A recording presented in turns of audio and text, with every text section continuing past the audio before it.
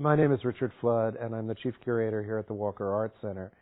Tonight we'll be conducting a dialogue with Matthew Barney, who has just completed his Cremaster Cycle, a series of 5 films shot out of sequence and which has been engrossing the art world and increasingly the world of film over the past 8 years. The films deal with a dense body of material involving architecture, mythology, and great religions of the Western world. And now, please join us for the dialogue with Matthew Barney.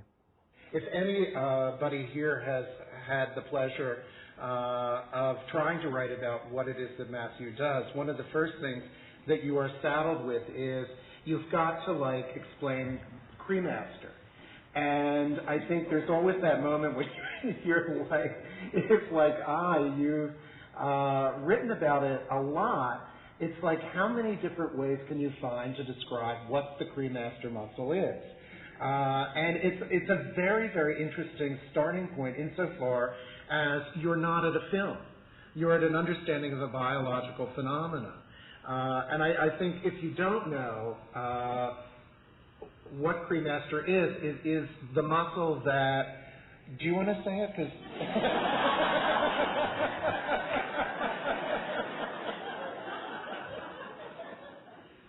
I'm very shy. I think you should finish what you were saying. Okay. It is because I had to do it for the brochure for tonight. It's actually in there. You could refer to your brochure.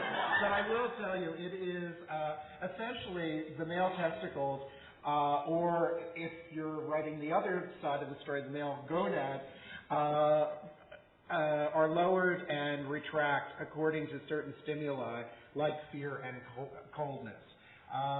So that's one part of the story. And it's very primal, when you really think about it.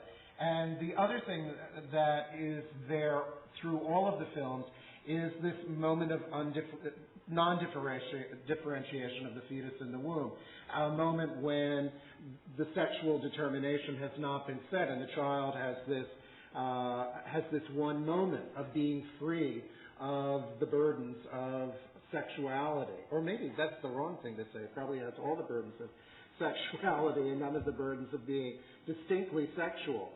So is that kind of...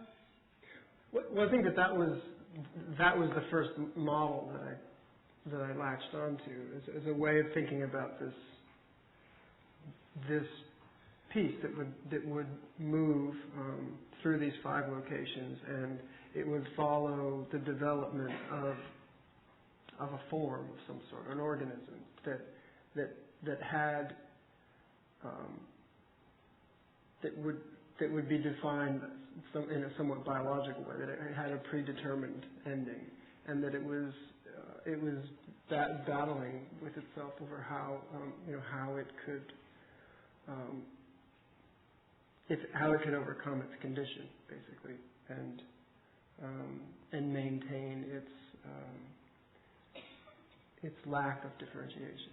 So the reproductive system, that model became the most concrete thing I could hold on to, I think, when I started the project, and sort of thinking if the project, within that model, the whole project would live in this pregenital realm, and that if the thing that would take it out of that realm and to its final resting place would be the movement, the downward movement of these internal reproductive organs, that the project needed conflict somehow, right? It needed to assign something as its sort of governor. And so the Cremaster muscle, or an abstraction of the Cremaster muscle, became the sort of way of thinking about, well, if the whole war within this system is about where these organs are going to end up, then the Cremaster muscle would be the governor that's pulling them down. Did you ever, for an instant, look back and say, gee, I wish I hadn't named all the children Cremaster? Maybe. For different reasons. I think that I think now I don't feel that way. I think that when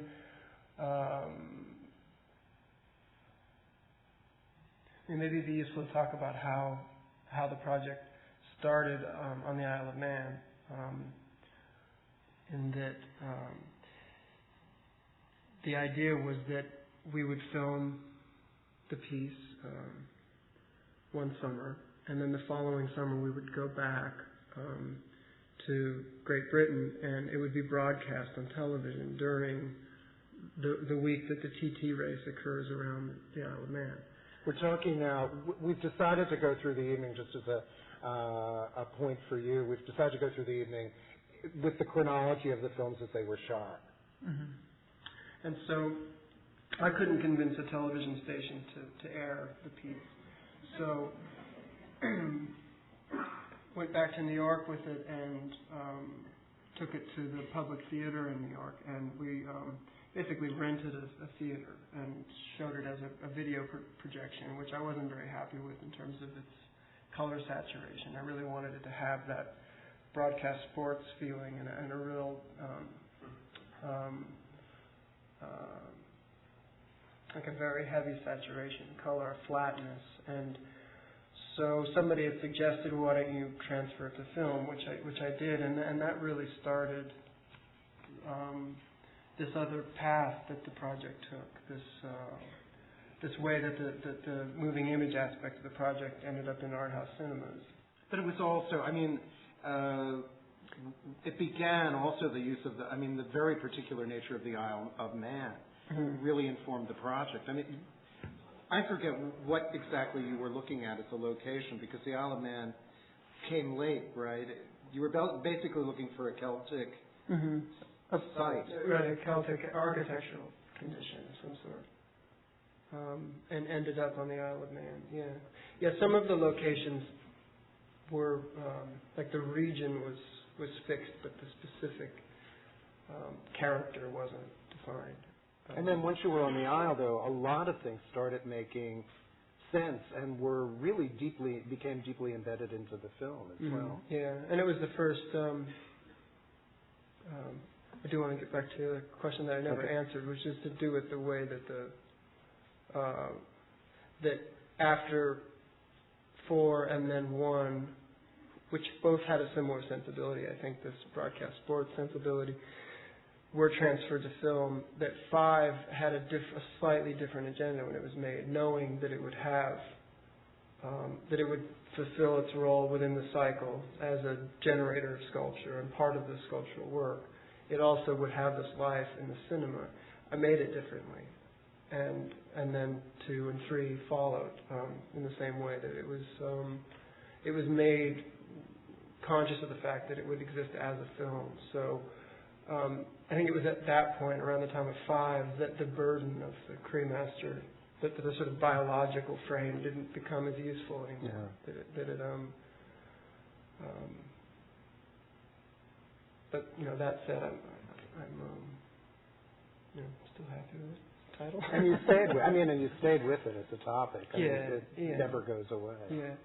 Yeah, the Isle of Man in a way was the prototype for the rest of the project. The way the location would, in the case of the Isle of Man, it started with the flag, probably the 3 legs, and trying to take the island and create a kind of a body out of the island that would have 3 factions that were in conflict with one another, and taking the national tartan and deconstructing it into yellow, blue, and green, and the TT. The TT. And you heard about the Isle of Man in a bar in Glasgow, right? Yeah. Exactly. Yeah. Some Scottish guys that thought that if they ever went there, they'd be shot. That it was this place that nobody knew what was going on there, that it had these old... People were caned there, and... So I had to go. And then there was the Ram. Right, the Ram. Right, which was probably other than the 3 legs, was the thing that,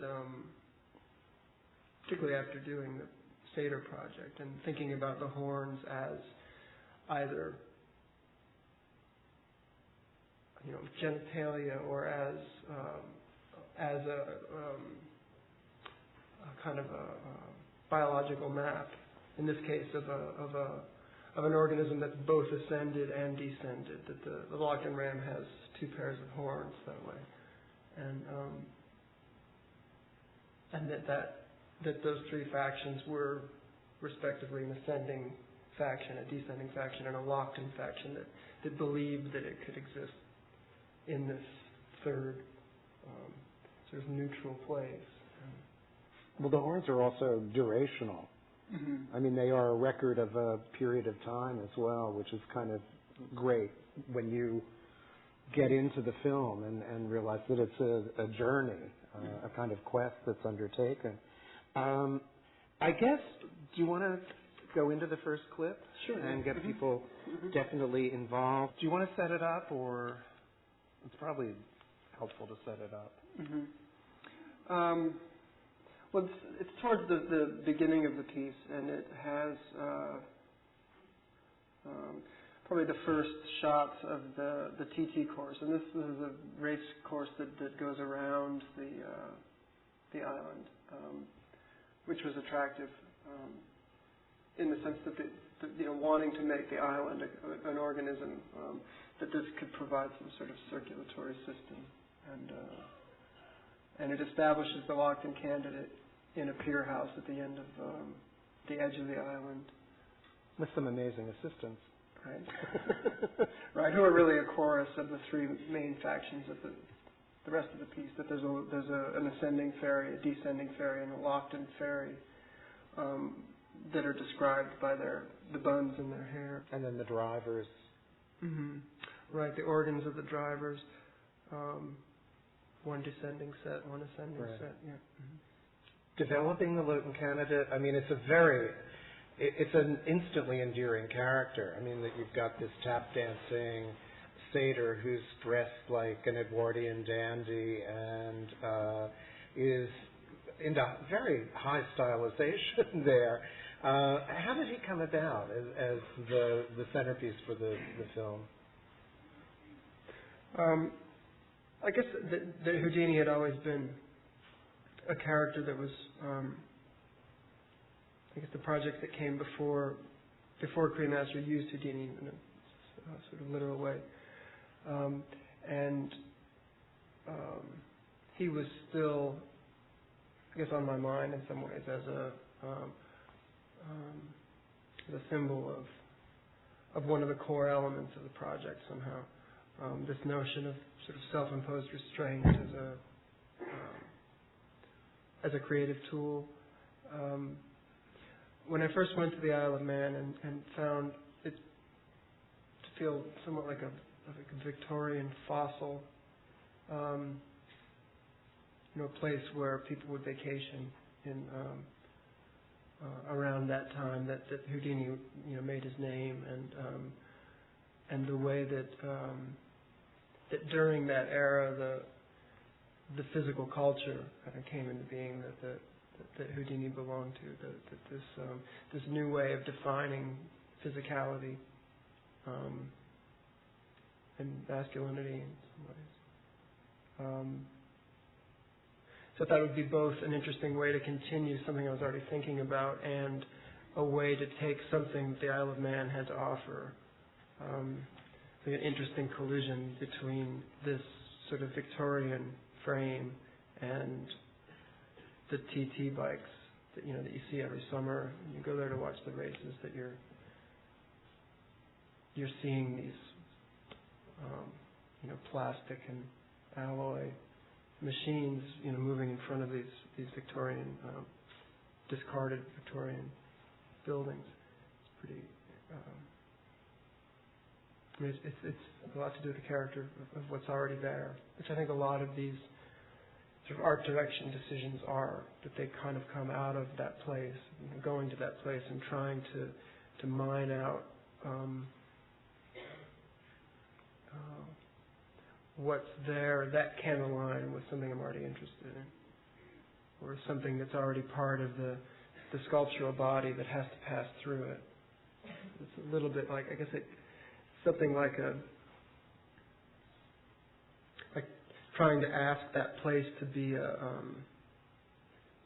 to be intestinal or something. this thing can pass through and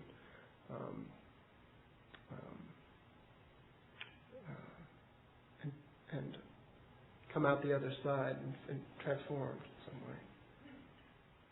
And then, before we move directly to one, you, after establishing yourself in the film, in a character I would be happy to see come back anytime, then take yourself out of Cremaster 1.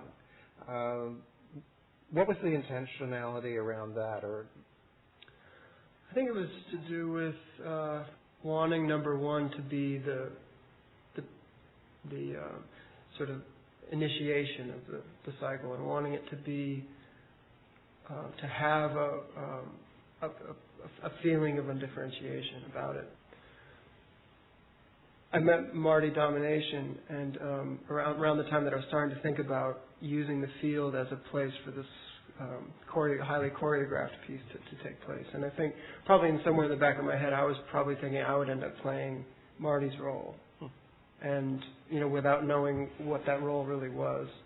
And then I met Marty, and I think her character, not her character in the film, but her own character, has this has a quality that I thought could bring that sense of openness to the piece that I definitely couldn't do myself. And she also made it possible to bring it further into that world of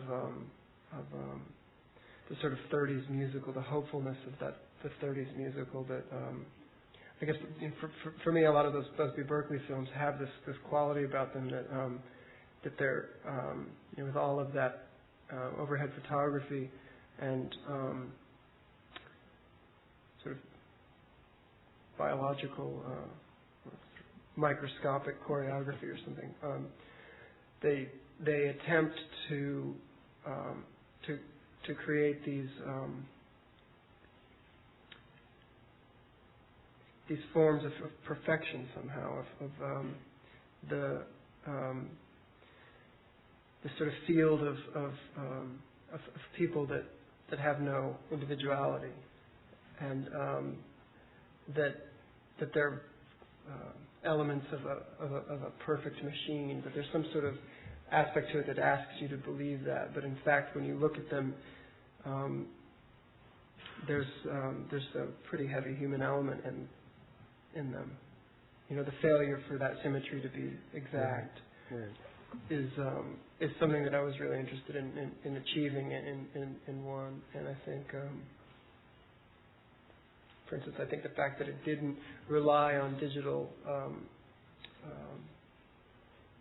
animation for the choreographies that take place on the field, I think was useful in that way.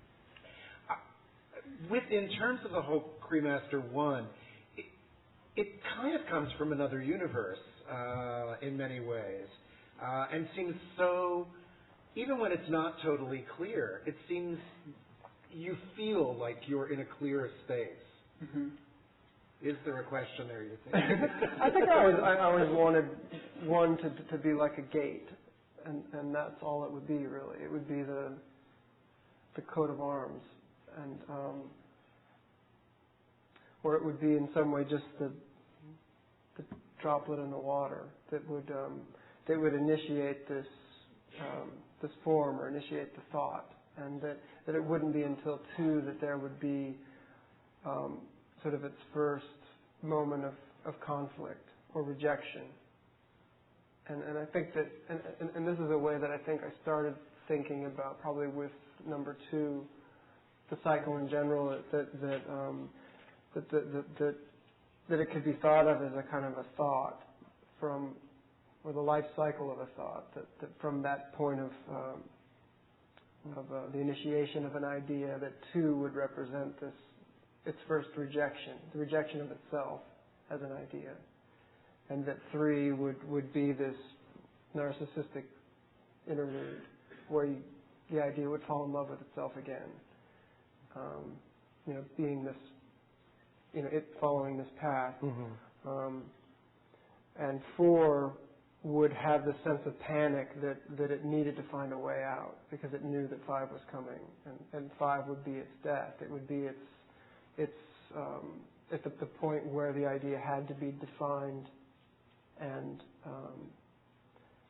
spent.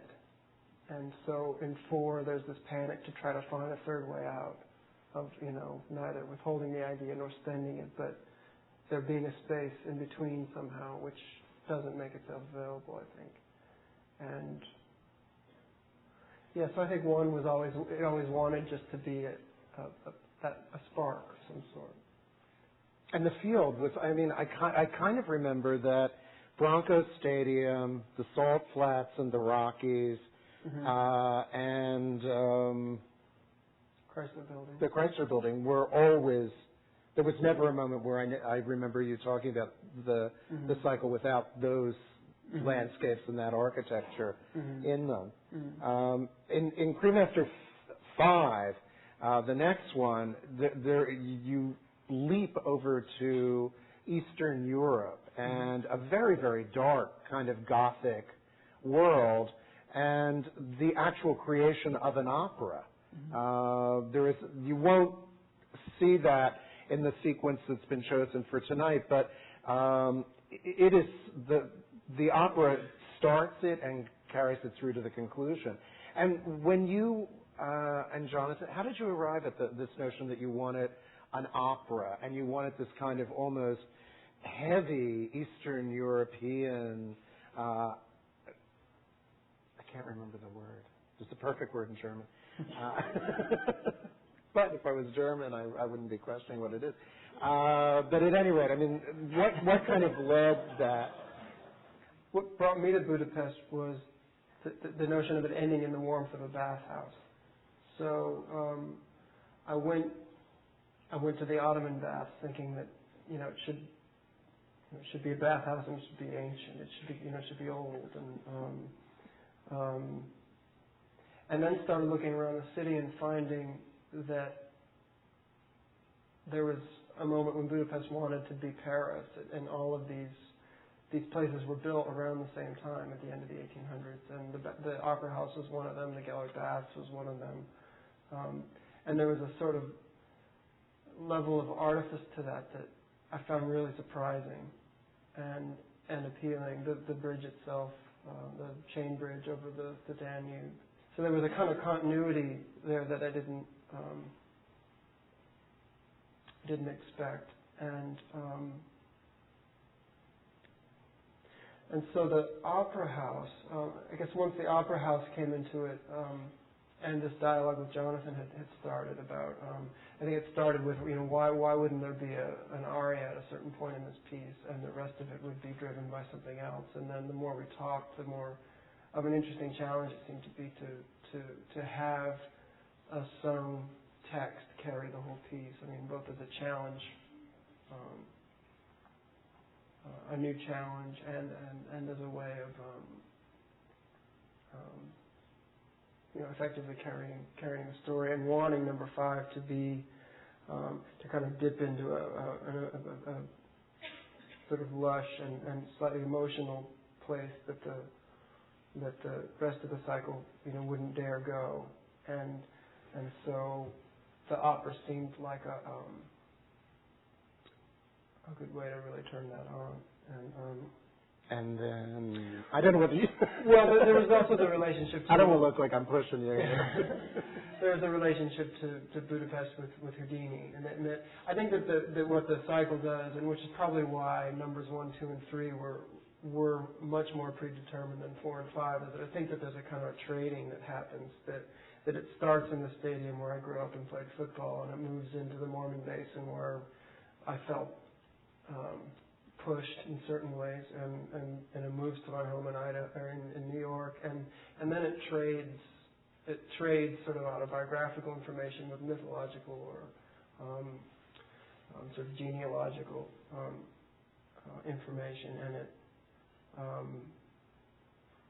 So I think I was less sure of how to handle that trade with in this case Budapest being the birthplace of Houdini, maybe that the form of the opera and just sort of really allowing it to be a story, have a narrative arc unlike the others, felt like a way to get into that. And then there's Ursula Andress. Right. The goddess. Yeah. Who really has a weight, a kind of gravitas in the film that in something else I shouldn't say, I don't know. Mm-hmm. But she really is quite affecting and effective in the film. And you also play 3 characters. Mm-hmm.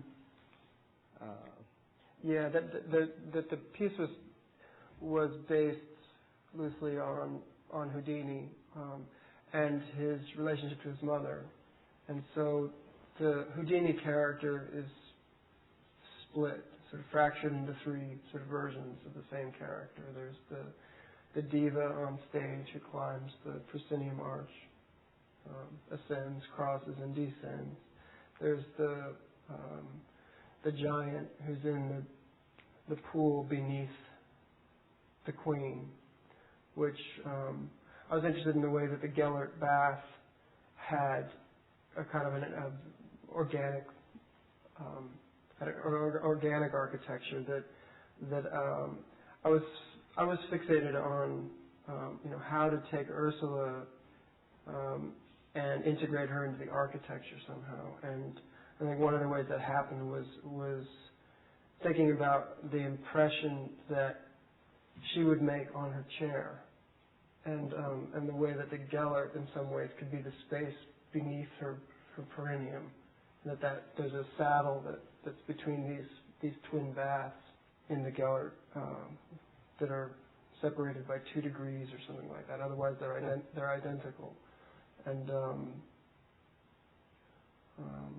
it's probably typical of the way locations are connected that way. That there's sort of is often a kind of an anatomical,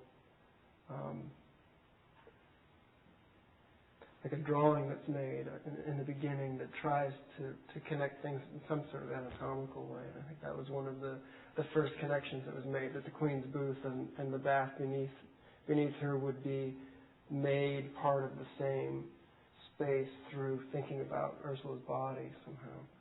And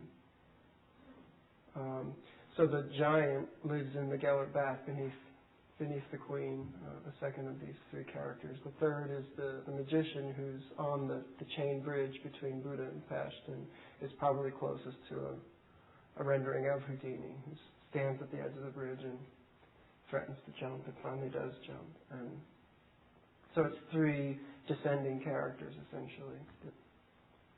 The clip actually is of the giant in the bathhouse, and that character is somewhat of a biological cartoon, compared to the other 2 characters. His reproductive organs are descending. It's probably the most literal case of that, maybe other than the bikers in number 4. When you go on from here, it's like this exquisite moment of mythology and this reimagining of Houdini. You begin to enter back into the real world. I mean, it's your real world, but it's still based on things that we know from the real world. I mean, by the time you get to 2, there actually is a historical character at the center of the film, and that's Gary Gilmore, who many of you have probably read the Norman Mailer book, Executioner's Song, and it was a made-for-TV movie a long time ago, and more recently, his brother's Shot in the Heart was a made-for-television movie. But it's also, then it's the second time that someone from a very different world comes into the film, and that would be Norman Mailer himself, as this kind of aging, kind of mortality cognizant Harry Houdini, at a point in his life that Houdini never even survived to. And I think but also surrounding this is the Mormon religion. In a way, the Masonic rites would play a very large role in Cremaster 3. The Masonic or the Mormon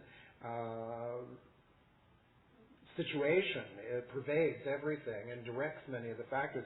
I just wondered if you basically in it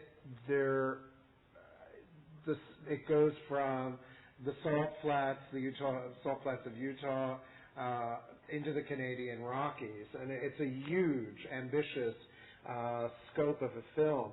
But I was wondering if you could talk a little bit about how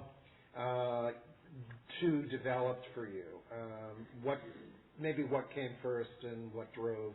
Mm-hmm.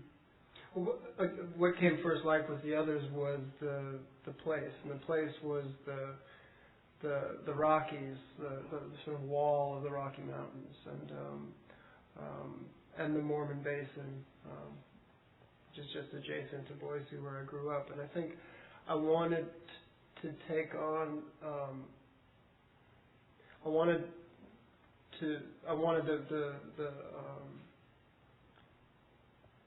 the Mormon faith to sort of inform that landscape the way that the TT race informed the Isle of Man. I wanted to deal with that,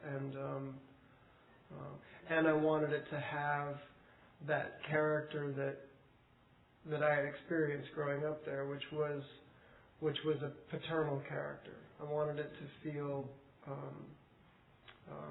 both as a sort of condition of landscape where the Rocky Mountains divides you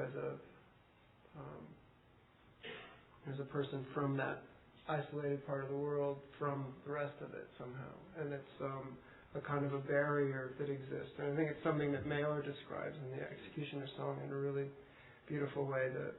The way that you have what is a huge amount of space around you to the west, and these communities, these Mormon communities that have settled right up against the Wasatch Front, and there's a kind of a pressure system through there that's really palpable. So the Executioner song and thinking about Mailer as the author of that, and in some ways that sort of paternal character to Gilmore in that way, started to put together this constellation of fathers that included Houdini as the sort of speculated grandfather, the legitimate grandfather to Gilmore, and to thinking about the way the bull could be a way to deal with the execution, and the way Johnny Cash finds his way into it. I think that there is an attempt to create a number of sort of fathers in a constellation. Right. That could inform this landscape that was maybe somewhat paternal to me. And then one really evil woman at the center.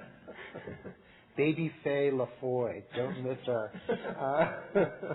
I guess for me, the part of what was like really thrilling about Cremaster 2 was it was the one time I was actually able to be on the set. This isn't a me story, don't worry.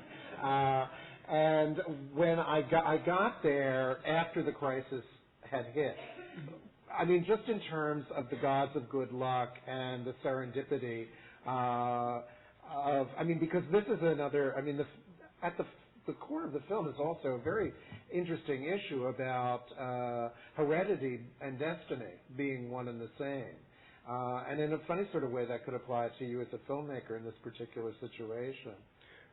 Because it was in the territory where I grew up. And because something that initially started off as like a really bad nightmare suddenly became a major asset in terms of the film. Right. Mm-hmm. That's what you're saying. He's talking about the fact that the Bureau of Land Management that controls the salt flats had given us permission to build this arena, which we made out of salt, on the salt flats, and then revoked the permission at the last moment. So we were in a holding pattern that lasted quite a while to try to regain our access. There were concerned that the weight of the arena would wreck the surface of the salt flats, and particularly the people who run the time trials out there, the speed trials. These vehicles that try to break sort of land speed records need a perfectly flat surface, and they were concerned that anything that we would leave behind would affect their course. So there were a couple of different. And it ended up feeling like the end of the execution or so in a way. But what happened while we were arguing over the strength of the salt and the flatness of the way the salt would end up, we had geologists doing core samples of the salt, which was becoming wetter as the days moved on, and soon it started flooding with water, which created this enormous reflecting pool, which is really what you're saying, that it ended up being really beneficial to the film. I mean, the casting of this thing was kind of amazing. How did it come about? Well, with the tight-waisted characters, there's specific places to go to find people with tight waist, so that was sort of easy. But any in town? We got some time. But it was one of the things that was sort of thinking about the way that the Mormon Church uses the beehive, to speak about the relationships between people within the hive being stronger than any of the individual people.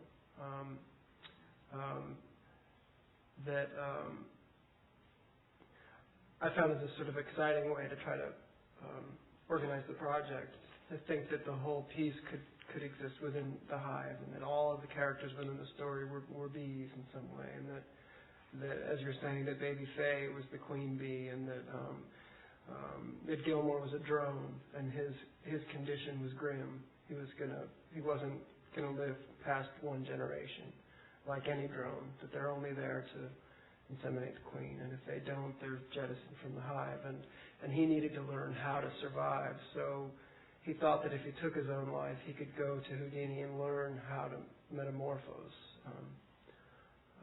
and that Houdini would perform this stunt called the metamorphosis. That he would trade places with his wife.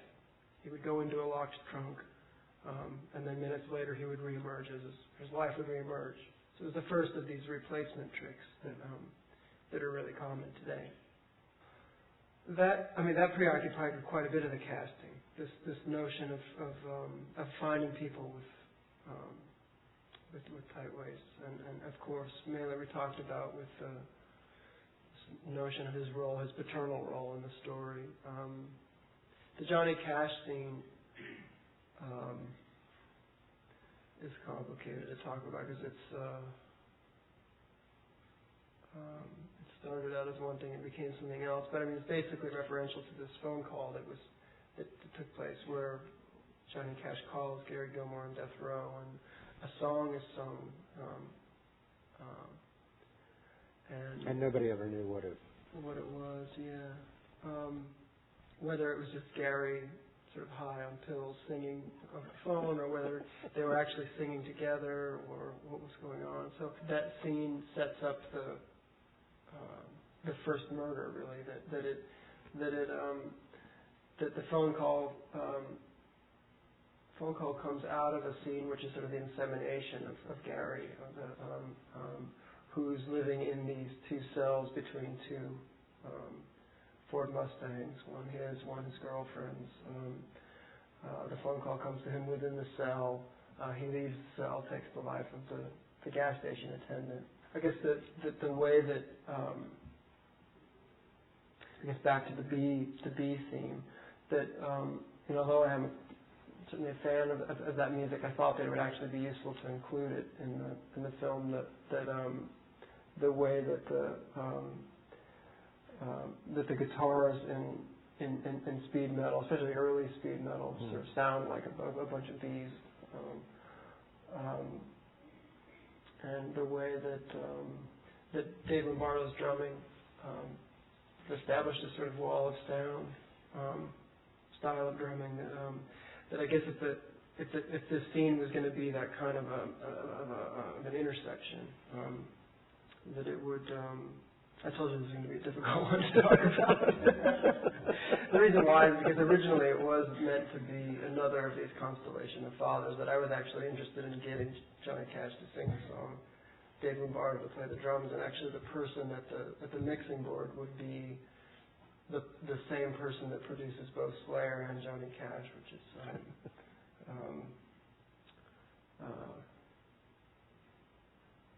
Rick Rubin. Thank you.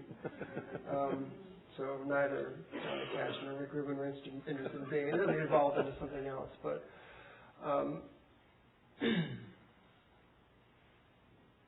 I guess Rubin was replaced by sort of compression of a death metal singer and Fred Bolitnikoff, who was the MVP of a Super Bowl that happened days after the execution of Gary Gilmore. And that the execution of Gilmore was being referred to as the Super Bowl of executions, and the way that the press was treating it.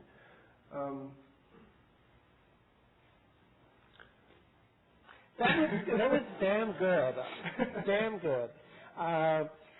Going to 3, here you have something that you've been struggling towards from the very, very beginning of the conceptualization of the cycle, and that's the Chrysler Building.